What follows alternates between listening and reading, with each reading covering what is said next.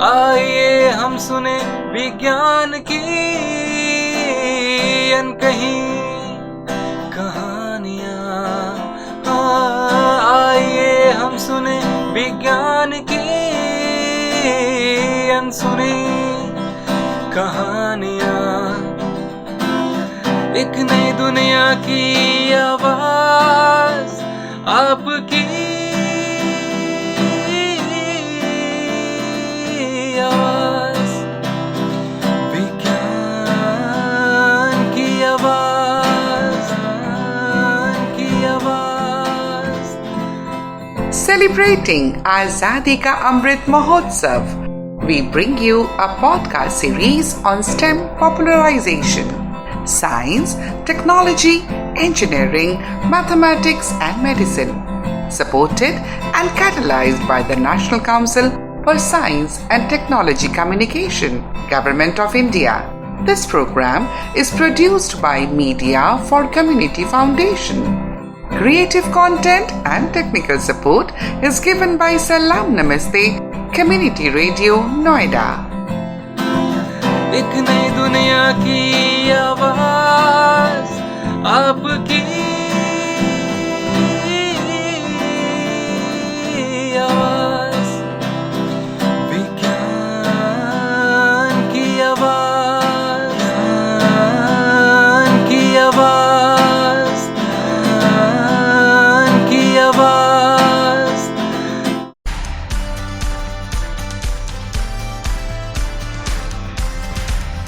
आज की प्रमुख स्टेम पॉपुलराइजेशन जानकारियाँ। अंतर्राष्ट्रीय मेगा परियोजनाओं पर भारत फ्रांस खगोल विज्ञान केंद्रित बैठक में अगले दशक के लिए विज्ञान विजन पर चर्चा की गई। खगोल विज्ञान के क्षेत्र में व्यापक रूप से दीर्घकालिक साझेदारी स्थापित करने वाले लक्ष्य के साथ हाल में ही square kilometre array observatory, Mauna Kea spectroscopic explorer और मल्टी वेवलेंथ सिनर्जी पर भारत फ्रांस फोकस बैठक में भारत फ्रांस खगोल विज्ञान विजन और मेगा परियोजनाओं में मल्टी वेवलेंथ सिनर्जी विज्ञान पर चर्चा की गई। सम्मेलन में मुख्य अतिथि डॉक्टर एस चंद्रशेखर, डीएसटी सचिव ने इस बैठक में दोनों देशों की प्रगति के लिए खगोल विज्ञान विजन के महत्व पर प्रकाश डाला, जिसका आयोजन भारतीय खगोल भौतिकी संस्थान विज्ञान और प्रौद्योगिकी विभाग का एक स्वायत्त संस्थान द्वारा किया गया। श्री चंद्रशेखर ने कहा कि CIFIPRA फ्रांस और भारत में विज्ञान और प्रौद्योगिकी में उन्नत क्षेत्रों में द्विपक्षीय कार्यक्रमों का समर्थन करने वाला एक मॉडल संगठन है। इस बैठक का आयोजन 9 से 13 जनवरी तक बेंगलुरु में IIA परिसर में Indo French centre for the promotion of advance research के माध्यम से किया गया, जो विज्ञान और प्रौद्योगिकी विभाग, भारत सरकार और यूरोप एवं विदेश मंत्रालयों के मंत्रालय CNRS फ्रांस सरकार द्वारा समर्थित एक संगठन है। इस बैठक का आयोजन 9 से 13 जनवरी तक बेंगलुरु में IIA परिसर में Indo French centre for the promotion of advance research के माध्यम से किया गया, जो विज्ञान और प्रौद्योगिकी विभाग, भारत सरकार और यूरोप एवं विदेश मंत्रालयों के मंत्रालय CNRS फ्रांस सरकार द्वारा समर्थित एक संगठन है।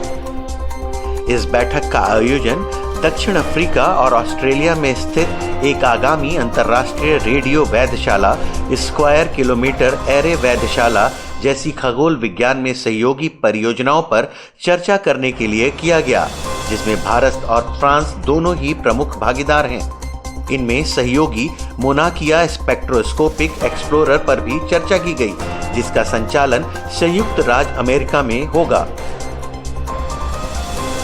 लचीलेपन और स्थिरता पर शिखर सम्मेलन में वर्तमान और भविष्य में आपदा जोखिमों और जलवायु संदर्भों पर विचार विमर्श किया गया।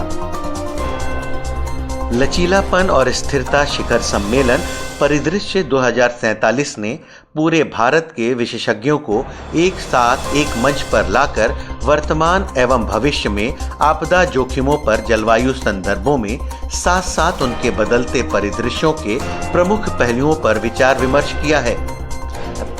राष्ट्रीय आपदा प्रबंधन प्राधिकरण के सदस्य कृष्ण एस वत्स ने नई दिल्ली में प्रारंभ हुए 3 दिवसीय शिखर सम्मेलन में कहा कि देश में आपदा जोखिम और विशेष रूप से जलवायु संबंधी आपदाओं को कम करने के लिए क्षेत्रीय असमानता एक प्रमुख चुनौती है।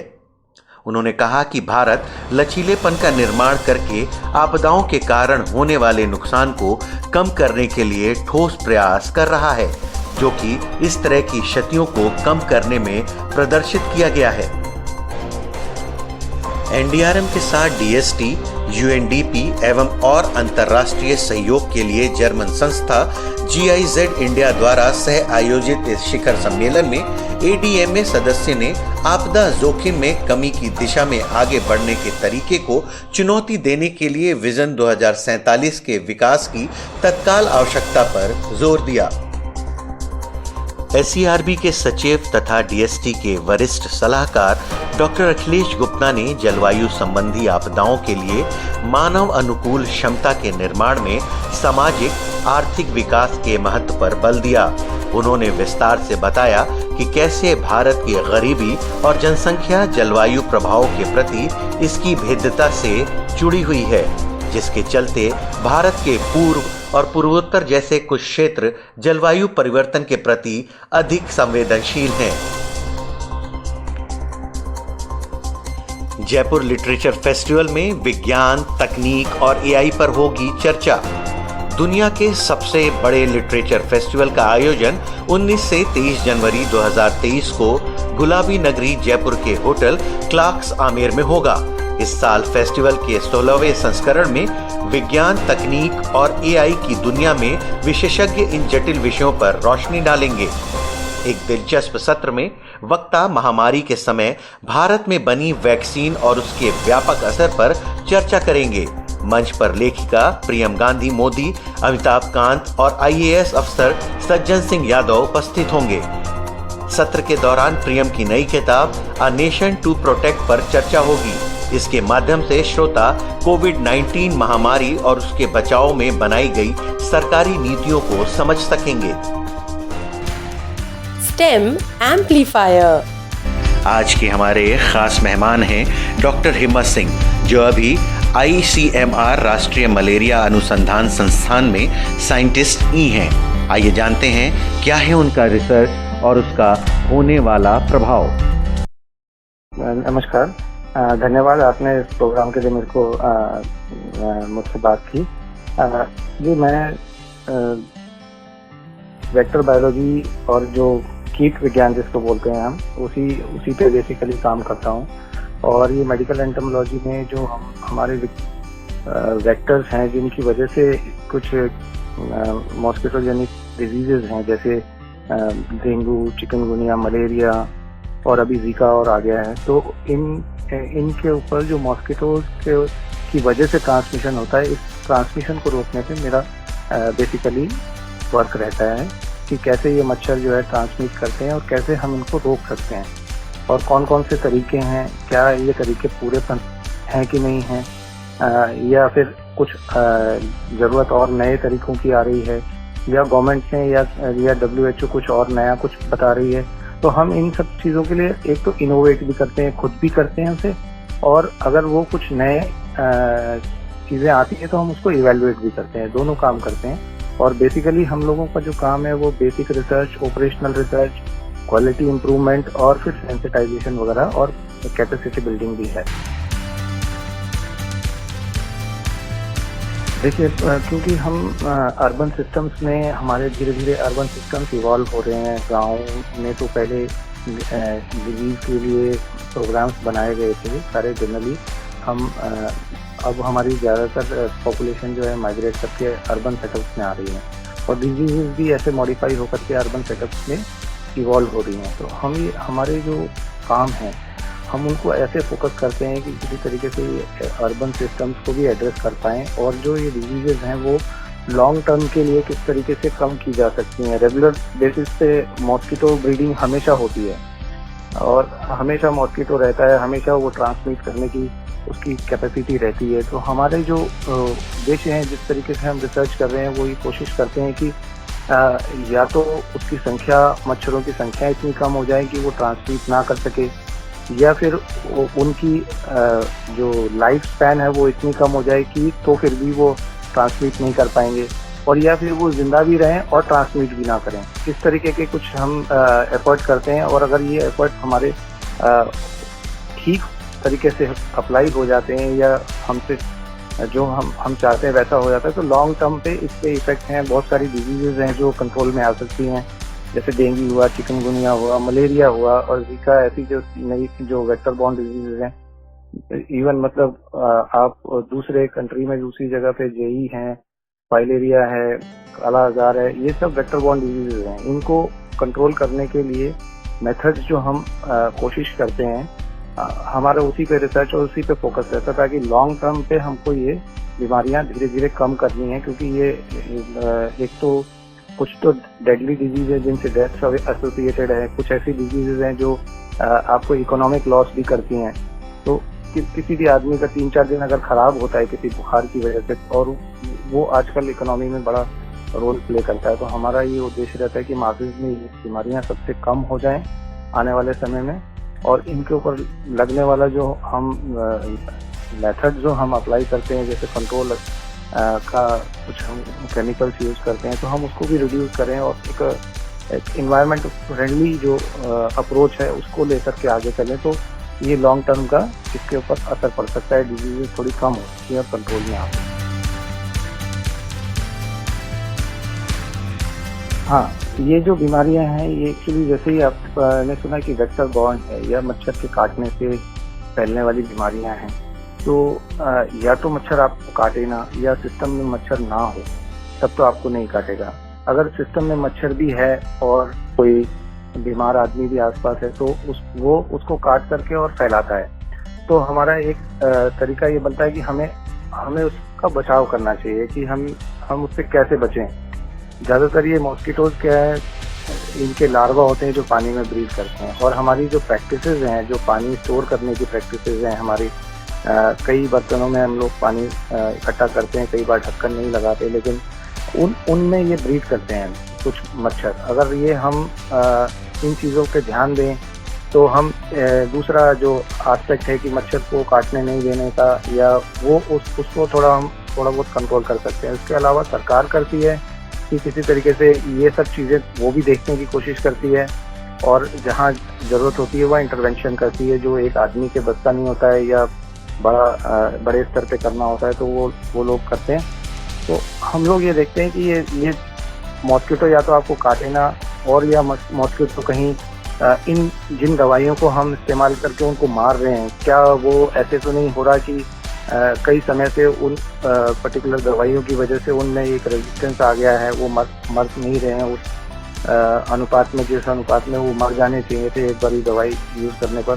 तो क्या उनमें कोई प्रतिरोध क्षमता भी पैदा हो रही है, उसका भी इवैल्यूएशन विवेचना हमको करनी चाहिए, हम कर रहे हैं। और नए टूल्स को यूज करके और इसको कम करने की कोशिश करते हैं।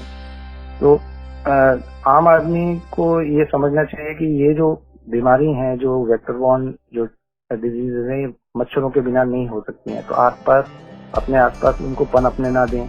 अगर उनको ऐसा लगता है, थोड़ा सा सेंसिटाइजेशन से वो समझ जाते हैं कि लार्वा जो है इनका पानी में रहता है, तो अगर ये वो कर सकते हैं थोड़ा अपने आसपास के इलाके में, तो गवर्नमेंट को भी और सरकार को भी थोड़ी मदद हो जाती है। उसके बाद वो अपनी एफर्ट करते हैं तो कई गुना बढ़ के एफर्ट मिलती है।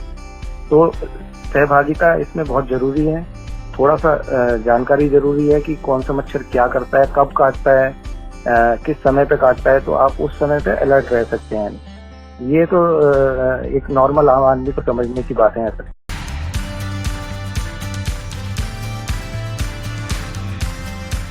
स्टेम, बात पते की। अब जाते जाते हम बताते हैं आपको बात पते की। क्या आप जानते हैं कि गर्म पानी ठंडे पानी के मुकाबले ज्यादा भारी होता है?